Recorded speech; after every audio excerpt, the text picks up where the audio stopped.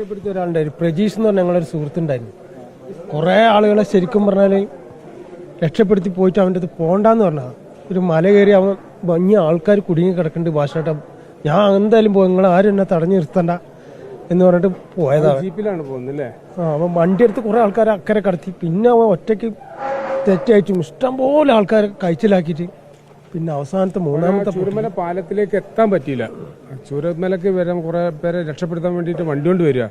പക്ഷേ അതിന് മുന്നേ വണ്ടി അടക്കം അവനെ എടുത്തുകൊണ്ട് വരട്ടെ. പേരെന്താ? പ്രജീഷ്.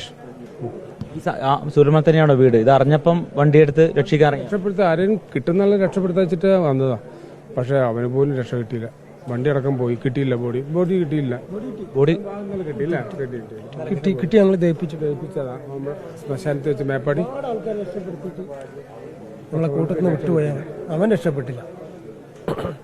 ഭയങ്കര സഹായിയാണ്, ഭയങ്കര സഹായിയാണ് പ്രജീഷ്. എല്ലാവർക്കും ഭയങ്കര ഗുണമുള്ള പയ്യനാണ്.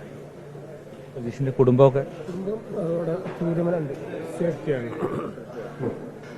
ഇവനല്ലേ രക്ഷപ്പെടുത്താൻ ഇറങ്ങിയത്. മറ്റൊരൊക്കെ സേഫ്റ്റി ആക്കിയിട്ട് പിന്നെ ഇറങ്ങിയതാണല്ലോ. അവൻ തന്നെ ഓടിച്ചാടി വരിക, എല്ലാവരെയും കയറെടുത്തിട്ടും കപ്പിയിട്ടിട്ടൊക്കെ ഏത് മലയിൽ കൂടി കയറി പോകുന്ന ഒരാളാണ്. പക്ഷെ ഞങ്ങളെ കൂട്ടത്തിൽ അവൻ വിട്ടുപോയി. വല്ലാത്ത സങ്കടം, സഹിക്കാൻ പറ്റാത്ത സങ്കടമാണ്.